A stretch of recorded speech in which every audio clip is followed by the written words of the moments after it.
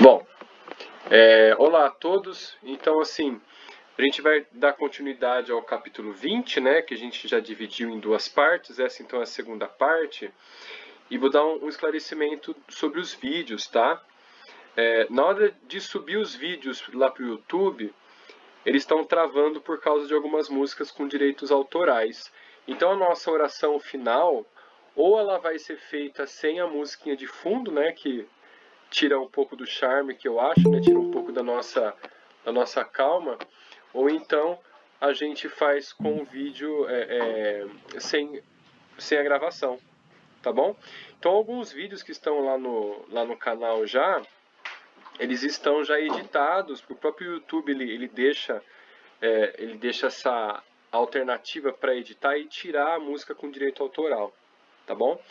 Então aqui por diante a gente vai tirar as músicas para a gente não ter problemas aí com direitos autorais, tá? Neiva, boa noite, bem-vinda. Tudo bem? Deixa eu ver aqui. Desculpa o atraso. Acha? Que isso. Estamos já começando, tá? Já estava esclarecendo já que esse é o primeiro estudo, né? E a gente já vai subir também para o YouTube os outros dois estudos, agora durante o julho, tá? E falta pouquinho para a gente terminar de subir esse estudo aqui, tá bom? Alguns vídeos apenas para a gente chegar nesse que está hoje, tá? Bom, vamos lá então, deixa eu ver aqui, tá tudo certinho então, ó. Vamos só fazer uma revisãozinha. Professor gosta de revisão, né? Na minha profissão, então a gente está sempre revendo. Bom, o capítulo 20 fala de mediunidade e oração. Então, lembrando que Aulus, Hilário e André Luiz, eles estão visitando a casa da Anésia, né? E a Anésia, ela tá com dificuldade, vamos falar assim, no matrimônio, porque o marido dela está sendo tentado, de alguma forma, magnetizado por uma outra mulher, né? E ela também tem a sua mãe às vésperas da desencarnação, né? E como a gente estudou no encontro passado, ela com as 3 filhas, né? E a filha mais nova estava lá na casa da mãe dela. E depois de atender a mãe, né? Que estava bem cansada, ela acabou descansando e dormindo, né? Naquela aflição. E Aulus a levou, né, em espírito, em desdobramento, até o seu marido, porque ela pedia para ver o marido e acompanhar onde ele estava, né, onde ele estivesse. Então Aulus assim o fez, né? Levou ela até o salão onde ele se encontrava e lá ele estava reunido com a mulher, no qual mentalizava e hipnotizava o marido dela, né? Então ele estava com ela e um grupo de amigos. Nisso ela desferiu um grito e entrou em desespero, né? E nesse ponto em diante foi quando nós paramos a nossa reunião passada, né, anterior, para poder estudar com mais calma. Por quê? Daqui para frente a gente vai ter uma outra visão, para quem não teve ainda, do que é um casamento, dos ensinamentos da união conjugal terrena e dos porquês desses, vamos falar assim, desses equívocos que acontecem tanto para o homem quanto para a mulher, né, no meio dos matrimônios, tá bom? Então aqui eu vou compartilhar a nossa tela para a gente poder ler o nosso livro aqui, né? Vamos ver aqui, já está a posto, vamos lá, modificar um pouquinho. Pronto. Olha só. Eu vou só ler o último parágrafo, tá bom? Seguida por nós, recuou ferida de aflição e assombro, e tão logo nos vimos na via pública, ou seja, depois dela ter desferido o grito, entrar em desespero, né? Bafejados pelo ar leve da noite, o assistente abraçou-a paternal.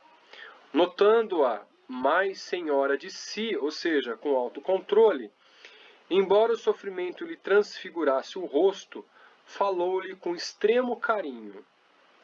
Minha irmã, recomponha-se. Você orou pedindo assistência espiritual, e aqui estamos, trazendo-lhe solidariedade. Reanime-se, não perca a esperança.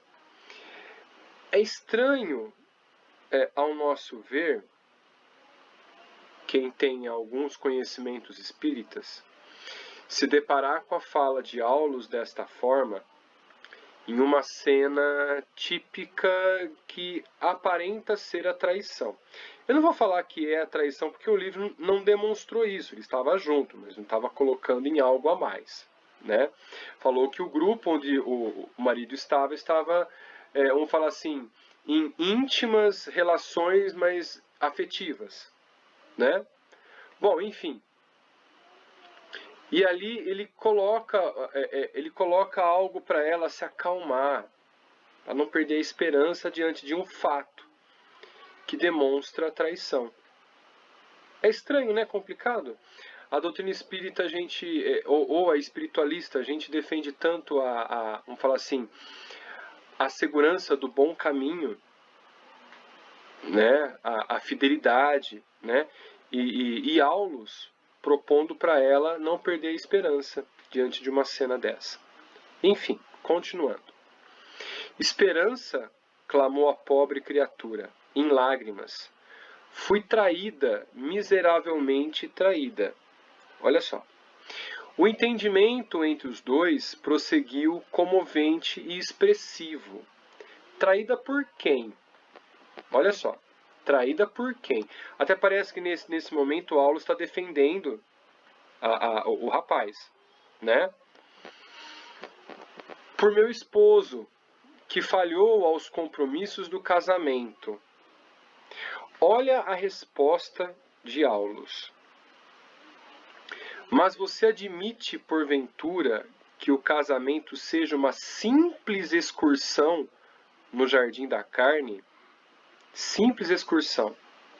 Ou seja, denotando claramente ali que a situação é a simples possível, que não iria fazer diferença. Olha só que coisa, né? Mas vamos entender o porquê. Supôs que o matrimônio terrestre fosse apenas a música da ilusão a eternizar-se no tempo? É engraçado que desde a infância a gente romantiza, né, a relação conjugal, o afeto do matrimônio, de um namoro. A gente vai romantizando bastante e não entende os porquês, né? Existem vários exemplos de que pessoas que passaram aí 10, 15 anos e aí noivaram para casar e acabaram se separando. Aí os dois cada um conheceu uma pessoa e acabaram casando em menos de um ano. Eu tenho parente na família dessa forma, né? Que namorou por muito tempo, estava pronto para noivar, não deu certo, conheceu uma outra pessoa em menos de um ano, casou. E tá junto mais de 20 anos. Tá junto, né? Se entende muito bem. Bom, minha amiga, o lar é uma escola em que as almas se reaproximam para o serviço da sua própria regeneração, com vistas ao aprimoramento que nos cabe apresentar de futuro. De futuro. Você ignora que no educandário há professores e alunos? Desconhece que os melhores devem ajudar os menos bons? Olha como Aulus tem o cuidado de não falar os ruins, falar os menos bons. Porque entende que cada um tem a capacidade da melhora. Olha só. Então, o matrimônio, a união conjugal, seja ela oficializada ou não, nada mais é que encontros de serviço. Serviços de aperfeiçoamento pessoal. Olha que interessante. E esses aperfeiçoamentos cabem também a ajuda ao companheiro ou companheira. Olha que interessante. A interlocutora chamada Abrius sustou a lamentação. Ainda assim, após fitar o nosso orientador com estramanhada confiança, alegou triste. Mas Jovino, Aulus, porém, cortou-lhe a frase acrescentando: esqueceu-se de que seu esposo precisa muito mais agora de seu entendimento e carinho. Não sou um tanto quanto revoltante ouvir isso do orientador? É ele que provoca a ação da traição e ela tem que entender. Quem lê a primeira frase já começa a se revoltar. Se parou por aí, vai ter um entendimento totalmente contrário do que ele quer passar. Olha só. Nem sempre a mulher poderá ver no companheiro o homem amado com ternura, mas sim um filho espiritual necessitado de compreensão e sacrifício para soerguer-se, como também nem sempre o homem conseguirá contemplar na esposa a flor de seus primeiros sonhos, mas sim uma filha do coração, a requisitar-lhe tolerância e bondade, a fim de que se transfira da sombra para a luz. Olha que profundidade nesse ensinamento. A toda a união a gente percebe que tem um que é mais assim, vamos falar assim, madurinho, o outro mais atrapalhadinho. Pode reparar. Se você não encontrar aquele que é mais atrapalhadinho, duvide. Pode ser nós. O atrapalhadinho, né? Então, assim, Oi, Maria Aparecida, pode falar. Acho que está com o microfone desligado. Enquanto você falava, sabe o que me veio à mente? Eu me lembrei do livro Renúncia. Sim. Eu não sei porque eu me veio, não estava nem pensando nele, mas Renúncia. Nossa. Parece que leva um pouco nessa linha, né? Nossa Senhora. A gente não vai dar spoiler do livro, o livro fantástico. Fantástico, né? Mas assim, ó, de uma surpresa absurda, né? Muito surpreendente. Sim. Né? E quando eu li, eu fiquei assim, vamos falar assim, muito assustado com as consequências. Muito, muito, muito. Né? Renúncia é o último livro dessa série de 13 livros do André Luiz. Né? A Vida no Mundo Espiritual, né? A coleção que ele fez junto ao Chico Xavier. Tá? Bom, olha só. Anésia, o amor não é tão somente a aventura rósea e doce do sexo perfeitamente atendido. Tá. Bom, o que me vem à mente agora é o seguinte. Desde dos primeiros entendimentos sobre o sentimento, eu vejo por mim. O homem é convidado a experimentar a paixão em primeiro lugar. O homem que eu falo como espécie, como ser humano, tá? O homem ele é convidado a experimentar a paixão. Por quê? A paixão é o fogo primeiro que vai acender a vontade do querer. Do querer, inclusive, a renúncia de si e de algumas situações em favor do outro. É ali que a pessoa fica cega, que a pessoa perde o chão. Como diz Emmanuel, né? A paixão é um corcel indomável. Ou seja, você está em cima de um cavalo extremamente selvagem e indomável. Você não sabe para onde ele vai. Ele arrasta e avassala tudo que vê pela frente. Então a paixão, muitas vezes, ela é irracional. Então a pessoa não enxerga os defeitos, a pessoa segue, quer sempre estar junto, move mundos e fundos para estar junto com a pessoa. Isso, até certo ponto, é muito bom. É muito bom porque tudo que a gente vai fazer de início, ela precisa dessa paixão, porque a paixão é uma energia de movimento. Então tudo que a gente vai fazer, o trabalho, se for com paixão, ele vai sair o melhor trabalho do mundo. Pode ser o mais simples. Ele vai sair o melhor. E a gente vai ficar extremamente satisfeito. Você vai fazer uma comida, alguma coisa, a gente faz com paixão aquilo que gosta, porque ela vai sair maravilhosa, com um paladar excepcional, né? E no relacionamento é a mesma coisa. É essa paixão que atrai, que não enxerga os defeitos. Já pensou se enxergasse os defeitos logo de cara? Não ia dar continuidade, né? Então é necessário. E aí vem as etapas. Ou seja, a paixão, como diz a ciência, dura 3 anos. Então, após 3 anos, deixa aquele fogo indomável de acontecer. E o que fica? Aí começam a descortinar as imperfeições um do outro. E começa a chegar. Ela pode chegar até 3 anos, a paixão. Mas alguns casos ela termina rapidamente. Então a pessoa começa a notar no outro o defeito que a incomoda. E aí começam as brigas.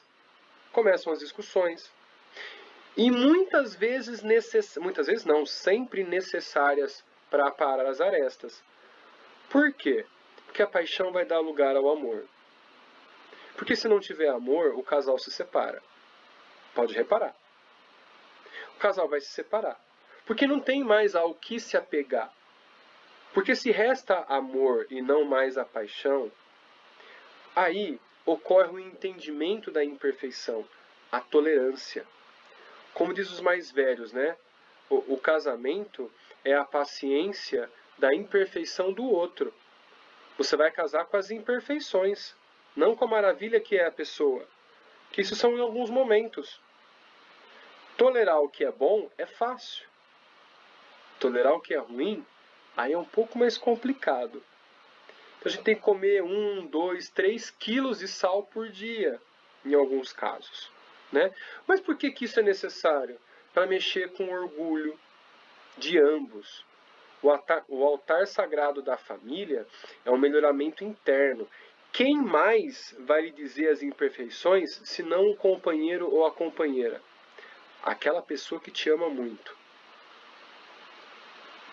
Então repara, a mãe, ela é capaz de dizer a metade dos nossos defeitos. A metade, porque é mãe. Agora o companheiro ou a companheira vai rasgar o verbo. Mas aí é que tá. Se não tiver ninguém para falar, como que a gente vai notar? Concorda? Então, assim, o que o Aulus está dizendo que a necessidade da tolerância, da compreensão, né, de esse entendimento das imperfeições, ela faz com que a pessoa evolua, cresça. Bom, eu na quarta-feira fiz 9 anos de casado. 9 anos. Sou um recém-nascido, perto de muitos aí que devem ter mais de 20 anos de casado. Quem é o mais velho de casado aqui no grupo? Vamos ver. Quem está casado há mais de 15 anos? Flávio, eu tenho 35. Meu Deus. Olha, eu sou um bebê. Clarinha, fique à vontade. O que você traz de experiência pra gente aqui, que vem de encontro com o que o Aulus fala? É isso mesmo, é tolerância, porque se eu sou imperfeita, ele também é. Às vezes um completa o outro, né? Se um é mais bravinho, o outro já vem com calma, vamos ter mais paciência. E aquele mais explosivo, a hora que ouve calma, aí que enfurece mais, né? Aí você quer matar, né? Mas as coisas caminham, a gente aprende a conviver com as imperfeições do outro e com as nossas próprias imperfeições. Sim. Porque a gente não pode esquecer que a gente é imperfeito. Se os outros nos toleram, nós temos que tolerar os outros também. Exato. Vamos falar assim, né? Não é nem a mansidão, né? É a compreensão. Exatamente, né? É compreensão. Eu lembro que no começo, né, quando eu comecei a fazer palestras, me vinha à mente, ou então o pessoal pedia palestra sobre família, né, matrimônio, mas como é que eu vou fazer palestra falar sobre matrimônio se eu passei por tão pouco tempo dentro de um casamento, né? Aí, a partir de alguns perrengues, a gente entender o que é realmente um casamento, até falo para minha esposa, né? Eu entendi realmente o que era um casamento quando ela foi passar por uma cirurgia e veio a recuperação dela, que precisou de um cuidado extremo de mais de 15 dias. E aí que foi me cair a ficha, isso depois de 3 anos de casado, né? Foi me cair a ficha do que era realmente um casamento. Aí sim. É companheirismo, é Sim. tolerância, é amor, sabe, é fazer pelo outro que a gente gostaria que o outro fizesse por nós. É uma troca, né, Fal? É sempre assim, a gente vai crescendo junto. Exato. E não há exemplo maior esse do que Jesus explica, né? Você se doa, amai ao próximo como a si mesmo, não é simplesmente somente no matrimônio, mas é a mesma sensação de dentro de um casamento, mas tirando a parte da ligação física, da atração física. Esse mesmo sentimento matrimonial que hoje nós estamos aprendendo com uma pessoa dentro do altar da família. E amanhã nós vamos ter o mesmo sentimento que Jesus teve. Porque assim ele já dizia, quando você ama ao próximo, a paz chega a você. Porque você tolera, você respeita, você dá espaço, você permite com que o outro aprenda e tenha também o seu tempo, porque você ama. É o mesmo quando a gente olha para um filho, né, que está começando a caminhar, ele não vai sair correndo, ele vai tropeçar e vai cair de bumbum no chão o tempo todo. E a gente vai ficar bravo, vai dar umas palmadas porque caiu de bumbum no chão. Não! Vai dar uma risadinha, vai ser tolerante em esperar com que ele tenha o seu tempo de se reerguer, de andar com passos firmes, de se reequilibrar. Enquanto isso não acontece, o que a gente faz? Oferece ajuda e a mão para poder caminhar. É isso. E a gente se sente tão bem, tão útil nesse momento que está ajudando uma criança, repara, no nosso sentimento. Engraçado, né?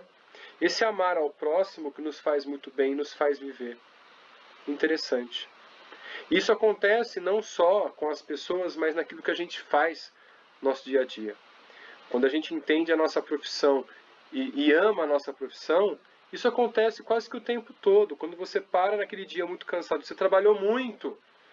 Só que ao invés de você xingar a profissão, você fala, nossa, hoje foi muito produtivo e foi bom. Porque você ama o que faz. É muito interessante. Alguém mais quer falar alguma coisa, pessoal? Fiquem à vontade. Não? Então tá, vamos seguindo então. Deixa eu fazer só uma correção. Renúncia não é de André Luiz, é de Emmanuel. Como? Renúncia, o livro Renúncia.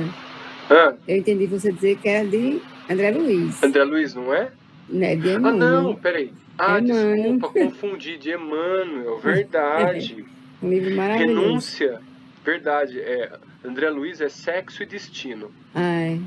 Sexo e Destino. Eu confundi porque o Renúncia é o terceiro livro da série de Emmanuel, que é Há 50 anos, né? Que é a passagem dele com Cristo. Há 2000 anos, há 50 anos. Isso. E Renúncia. E Renúncia, isso. É isso mesmo. São os 3. Obrigado, Jane. Obrigado. Bom, ó, e aí a gente continua assim, ó. O Aulus falando, né? Anésia. Bom, ele comentou aqui, né? Anésia, o amor não é tão somente aventura rósea e doce do sexo perfeitamente atendido. É a luz, é uma luz que brilha mais alto, inspirando a coragem da renúncia e do perdão incondicionais. Olha só. em favor do ser e dos seres que amamos. Aí me vem à mente as frases da minha mãe.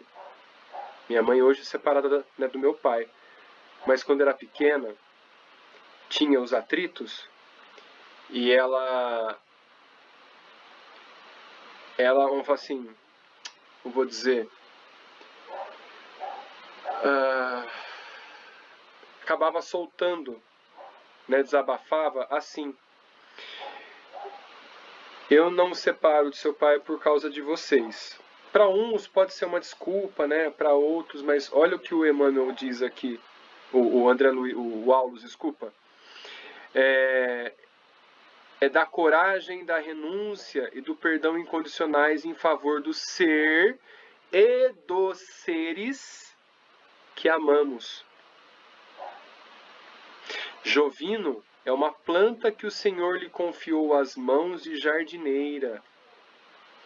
É compreensível que a planta seja assaltada pelos parasitas ou pelos vermes da morte. Todavia, nada há de recear se a jardineira está vigilante. Olha só. Então, o Aulus está dizendo aqui que todo cuidado ele é necessário, né? Não é porque o matrimônio vem tudo mais ali, aí acalma um pouco o fogo da paixão, que o casal tem que ficar em vigilante também. Tem que ficar atento aos cuidados, a atender, né, um ao outro, né, com todo o respeito e tudo mais. Não é verdade? Nesse ponto das belas palavras do instrutor, a mãezinha de Márcia voltou-se para ele, à maneira de uma doente agarrando-se ao médico, e rogou em voz súplice: sim, sim, reconheço. Entretanto, não me deixe sozinha. Sinto-me atribulada. Que fazer da mulher que o domina? Nela vejo a perturbação e o fel de nossa casa. Assemelha-se a um espírito diabólico, fascinando-o e destruindo. Olha só, duras palavras, né? E Aulus retruca: não se refira a ela assim, com palavras amargas, porque dessa forma, assim, né, se elimina a energia. Né? A gente tem que tomar muito cuidado com o que a gente exterioriza, para essa energia ruim não sair de nós e voltar para nós mesmos, porque ela tem início no nosso espírito, essa energia ruim. Então, antes da pessoa receber essa energia ruim, nós já estamos recebendo por criá-la. Olha só. É também nossa irmã vitimada por lastimáveis enganos. Mas como aceitá-la? Percebo-lhe a influência maligna. Parece uma serpente invisível, trazendo consigo pavorosos monstros para junto de nós. Nosso templo doméstico, por isso, transformou-se num inferno em que não mais nos entendemos.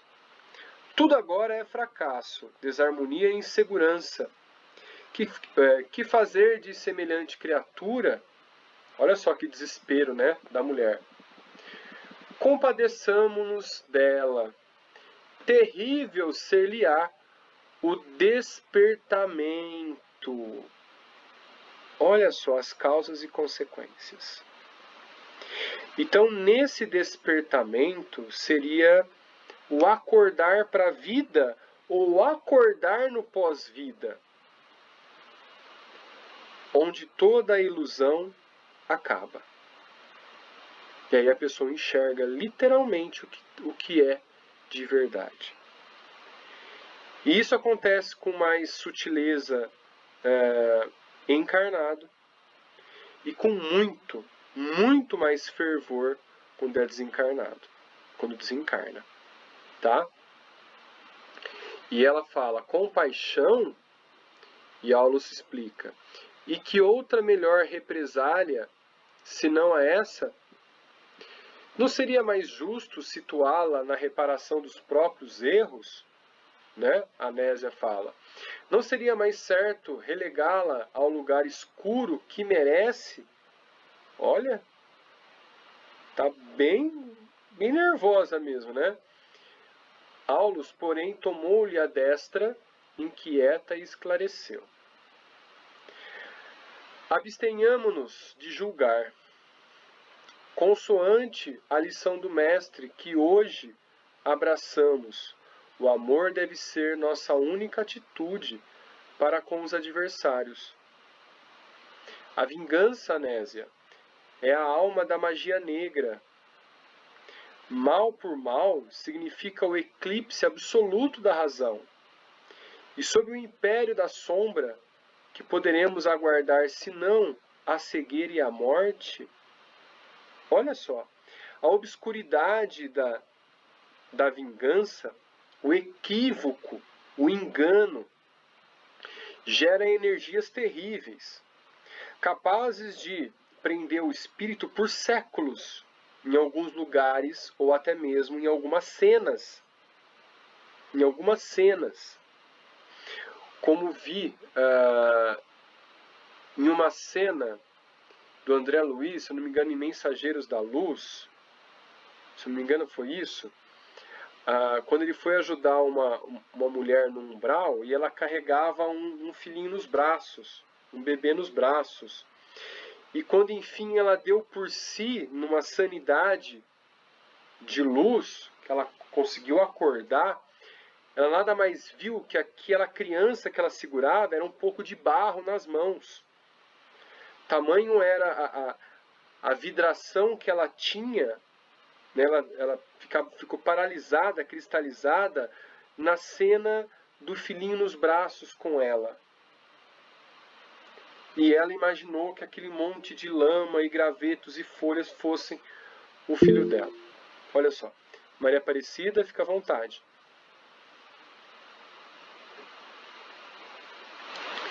Está com o microfone desligado, Maria Aparecida. Não, Flaubert, acho que a mãozinha não saiu daqui, mas eu não ergui, não.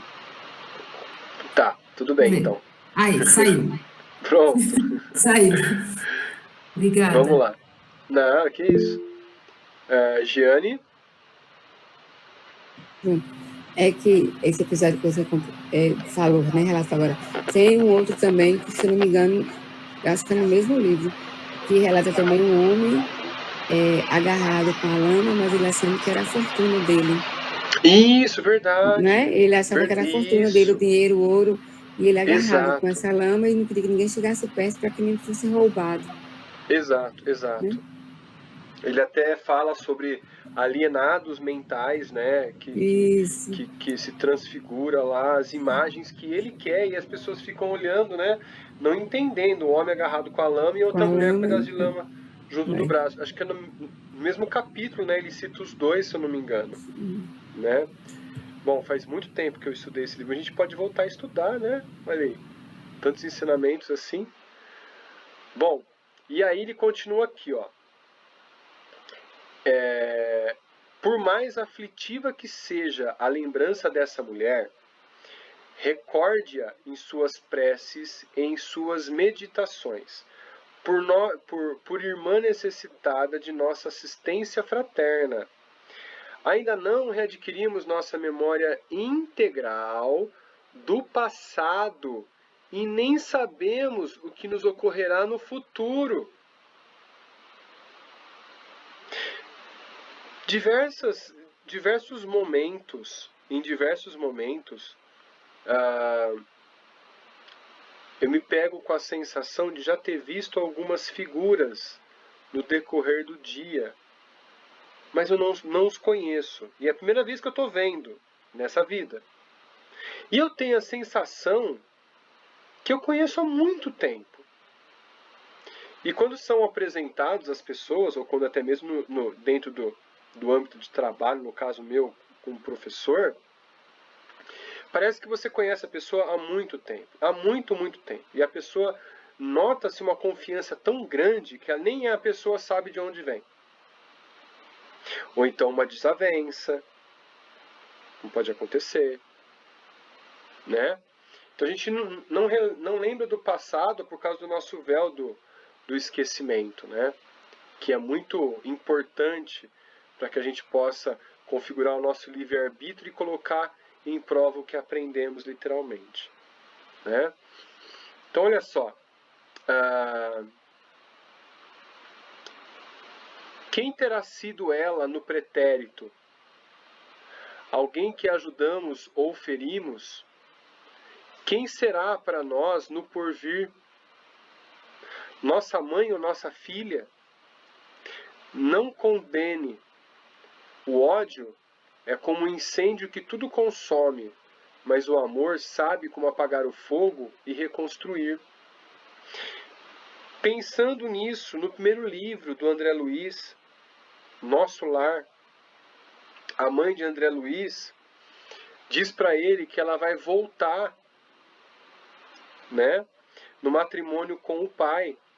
E o pai que a traía com uma ou duas mulheres, se eu não me engano, com duas, né? E o pai de André Luiz ainda estava no umbral, depois da morte e reconstituição do André Luiz, o pai ainda estava no umbral, esperando o momento para que ele se recuperasse junto com as duas amantes, para que ela possa voltar com ele. Olha só, nem no Nosso Lar ela ficou. Ela era um espírito mais elevado. Ela tinha alguns contatos com André Luiz, alguns.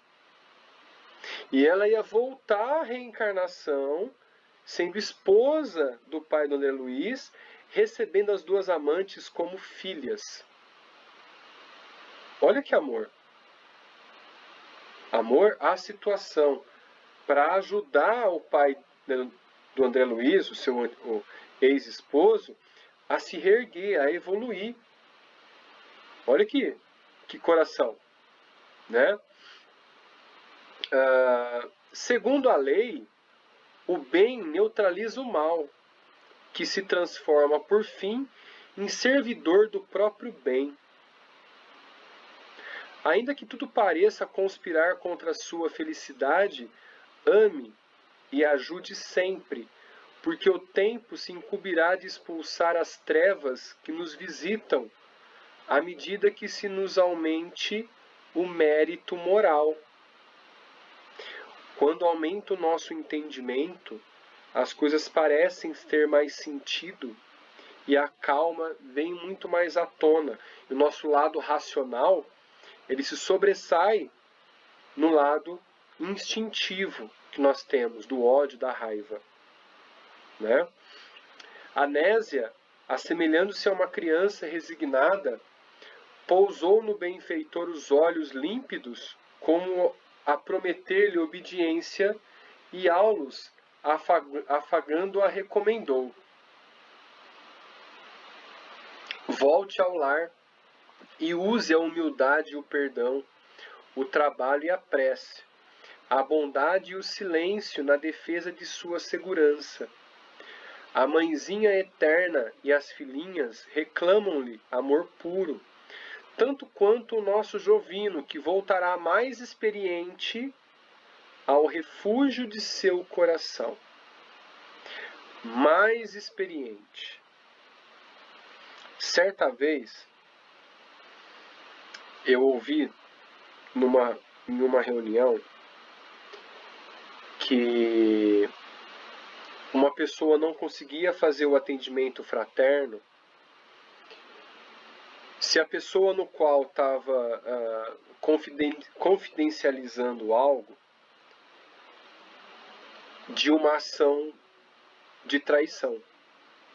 Ela não saberia como lidar com a situação.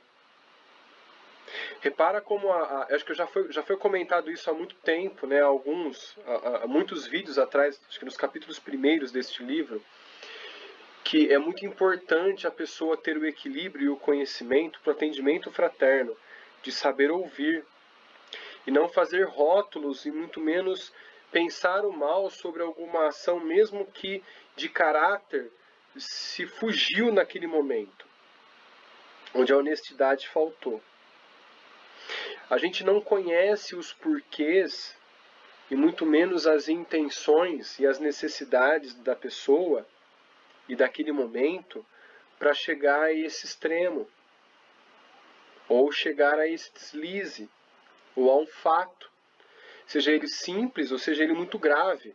de uma traição ou de um assassinato, olha só, esse momento, essa vida é apenas um aprendizado, mas as circunstâncias podem acabar fazendo com que o encarnado tenha um delírio e acabe ocasionando ali uma loucura, né? Então, por que chegou a este fato? Quais foram os seus motivos? Quando a pessoa cai em si, como o próprio Aulus diz um pouco antes, né? Quando a pessoa cai em si, ela acaba ficando desconsolada, entendendo o próprio erro. Por isso que ele acaba aqui conduzindo, né? Voltará mais experiente ao refúgio de seu coração. Mais experiente, resiliente, entendedor das suas ações. Se assim ele se arrependerá. Se assim ele se arrepender, né, de seus atos. Olha que interessante. Anésio ergueu a cabeça para o firmamento, constelado de luz, pronunciando uma oração de louvor, e em seguida tornou à casa. Vimos-la despertar no corpo carnal, de alma renovada, quase feliz. Enxugou as lágrimas que lhe banhavam o rosto e tentou ansiosamente recordar ponto a ponto a entrevista que tivera conosco. Em verdade, não conseguia alinhar, senão fragmentários, reminiscências, mas reconheceu-se reconfortada, sem revolta e sem amargura, como se mãos intangíveis lhes houvessem lavado a mente, conferindo-lhe uma compreensão mais clara da vida.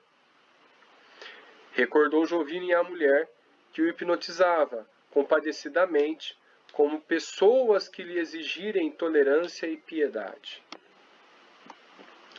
Profundo entendimento brotava-lhe agora do espírito. A compreensão da irmã superava o desequilíbrio da mulher. E pensava, que lhe adiantaria a revolta ou o desânimo quando lhe competia a defesa do lar?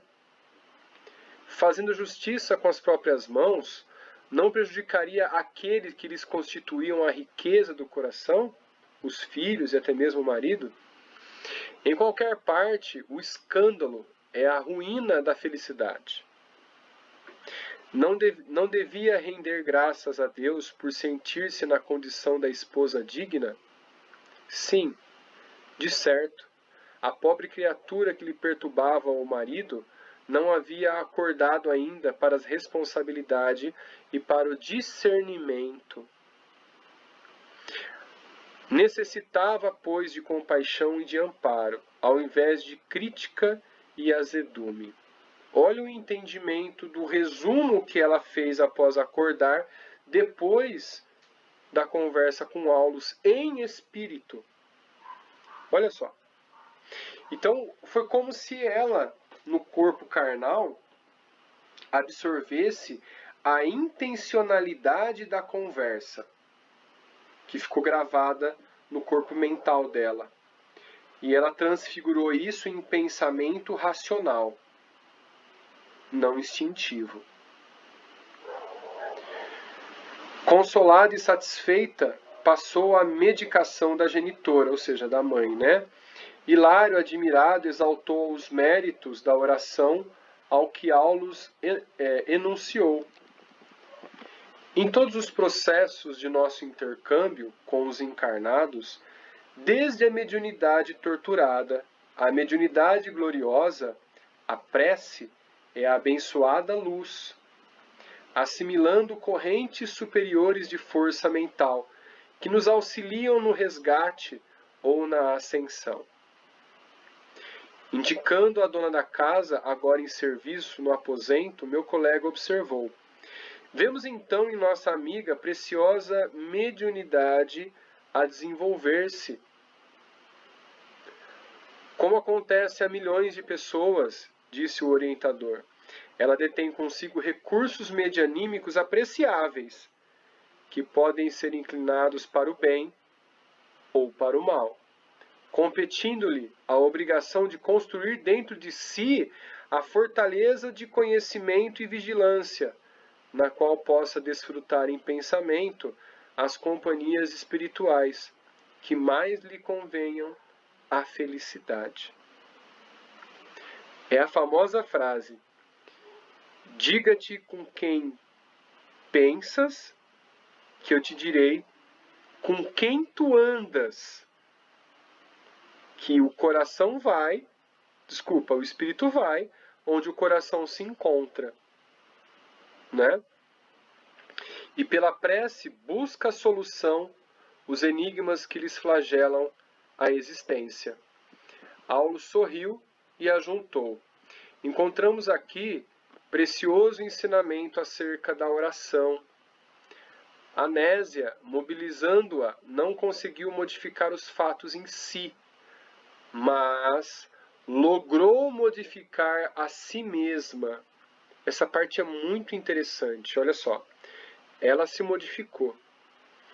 As dificuldades presentes não se alteram. Jovino continua em perigo. A casa prossegue ameaçada e seus alicerces morais. A velhinha doente aproxima-se da morte. Entretanto, nossa irmã reconheceu expressivo coeficiente de energias para aceitar as provações que lhe cabem, as provações necessárias, vencendo-as com paciência e valor. E um espírito transformado naturalmente transforma as situações.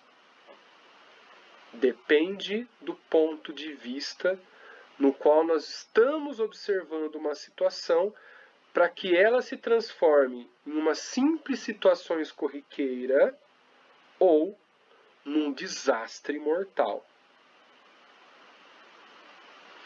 Em uma criança aficionada por um pirulito,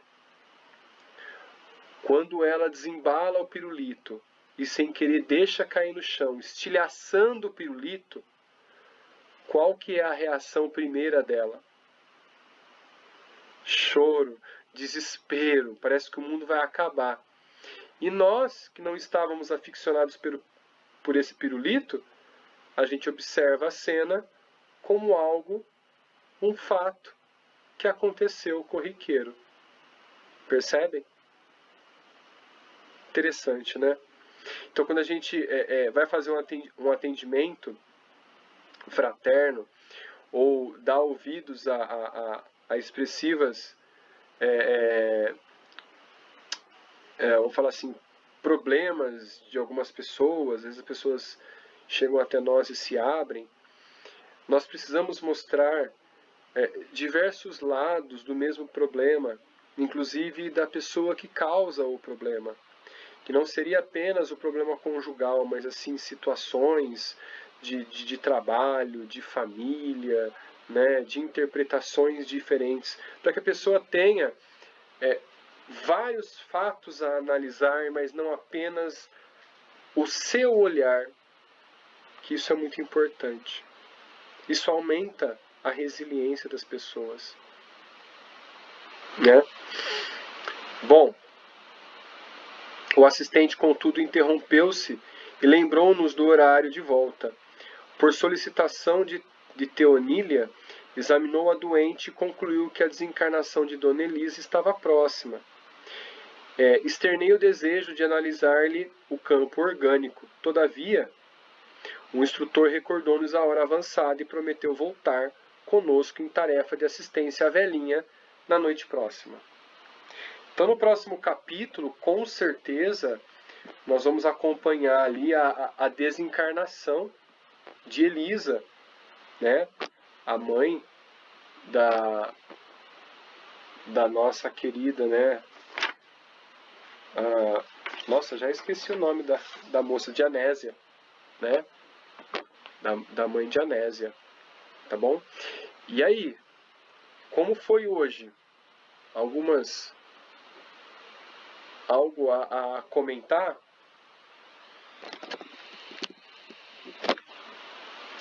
Giane, tem algo a falar, comentar? Foi muito interessante o capítulo, né? Aquilo é muito complexo. E o ensinamento é grandioso, porque é uma situação muito difícil, né? Que às vezes a gente se coloca no lugar do personagem lá e se questiona se a gente teria essa mesma reação, se a gente iria fazer essa mudança, se iria amar o suficiente para ter essa renúncia. Não é todo mundo que está espiritualmente preparado para isso. Que às Sim. vezes a gente recebe assistência, a gente sabe que recebe, mas muitas vezes a gente deixa passar, né? O nosso orgulho, o nosso sentimento de amor e posse, né? Egoísta, Sim. né? Porque esse tipo de amor de posse, ele é egoísta. Sim, nós somos muito né? egoístas ainda, né? Até Nossas na forma de ações. amar, né? Sim, as nossas ações são muito egoístas. Inclusive, existe o que eu já vi analisando friamente uma família. Você vê tanto o filho homem como filha mulher, né? A situação de tentar a dominação e a atenção, né? O menino querendo sentar no banco da frente do carro com o pai, querendo ter as coisas que o pai tem, né? A menina também utilizando as coisas que a mãe tem. Um fala assim, não uma competição, mas assim, querendo estar bem também, né? Em situações assim onde nitidamente você vê algumas confusões, alguns entraves, né? E a gente fica imaginando o que será que aconteceu para ter esse entrave nesta vida, né? São situações difíceis realmente, né? No dia a dia, mas importantes. Mas é um capítulo muito reflexivo, né? A gente tem que refletir muito sobre ele. E é um aprendizado monstruoso, né? Que a gente vai se dando conta de todo o processo evolutivo que a gente tem que passar, né? A gente não pode passar por não ter passado ou já ter passado por uma situação semelhante. A gente nunca sabe. Todo caso é um processo, é um degrau para o processo evolutivo.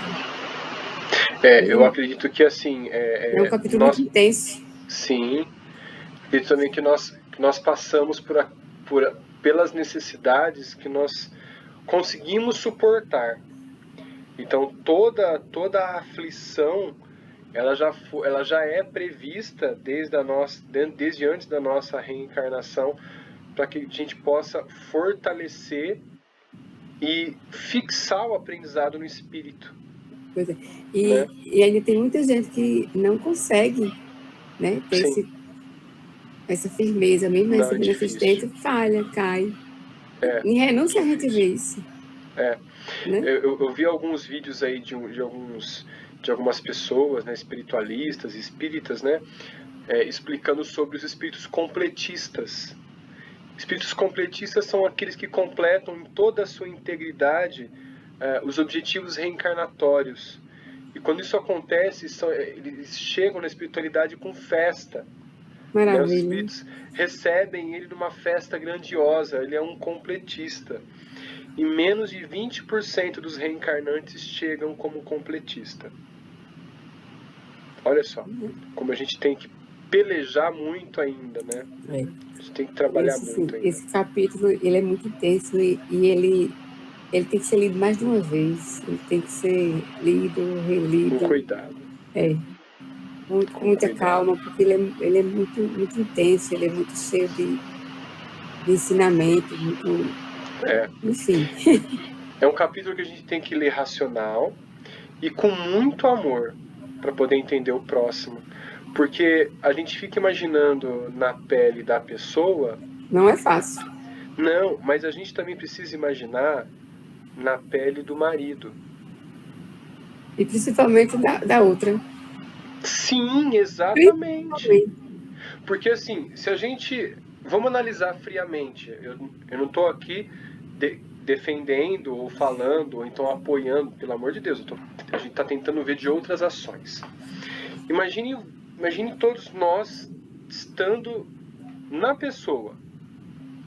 Será que ela também não se deixou levar pela segurança que o homem apresenta, tanto financeira, quanto atenciosa, Se deixou apaixonar por este lado dele? E também não merece ser feliz, ela não busca a felicidade, ou simplesmente 100% das pessoas buscam maquiavelicamente a trama para poder acabar com a vida de alguém. Será que as pessoas não pensam na sua própria vida, no seu próprio bem-estar também? É uma outra visão. Né? Na questão do marido, será que a visão dele, de repente, naquela calmaria do casamento, naquele momento de fragilidade, de insegurança, ele não vislumbrou equivocadamente a ela, uma figura mais jovem, de que ela possa cessar todos os seus anseios como figura masculina? São várias visões. São várias visões. Então há de se refletir bastante, porque a gente nunca sabe quando a gente vai estar na pele de um, do outro, ou do outro. Né? Ou do outro. E olha, eu garanto, nós já estivemos na pele dos três. Então, tirou as palavras da minha boca, nós já tivemos na pele dos três. Exato, exato. A gente dá risada agora porque a gente assim não está passando pela dificuldade. Ainda bem que a gente não lembra. Ou não lembra, graças a Deus, né? Ou não lembra. Isso é providencial, né, Jane? Né? Não lembrar, é providencial. É a misericórdia de Deus que é tão grande. Muito misericordioso. Demais até. Demais. Nossa. Legal, foi excelente. Foi um capítulo assim, ó, que quando eu comecei a estudar, falei, é um capítulo tranquilo. Mas eu comecei a parar para pensar nos detalhes do capítulo. Não tem capítulo tranquilo neste livro. Não tem. Não tem. A cada fala do Aulus ali é com uma explicação profunda e chega tanta inspiração do outro lado nesses momentos de encontro que a gente acaba refletindo o triplo do que a gente tinha a intenção de refletir. Olha só, né? Bom, eu vou parar a gravação agora para a gente fazer o nosso encerramento, nossa oração final. Lembrando que eu não vou mais fazer a oração final com a música para não ter os direitos autorais e o vídeo também não ficar muito longo. Pelo que eu tenho visto os vídeos aí, 1 hora, 1h15, 1h20, né? Então a gente vai reduzir um pouquinho para o pessoal terminar o vídeo um pouco mais rápido, tá bom? Então no próximo capítulo 21, no próximo vídeo.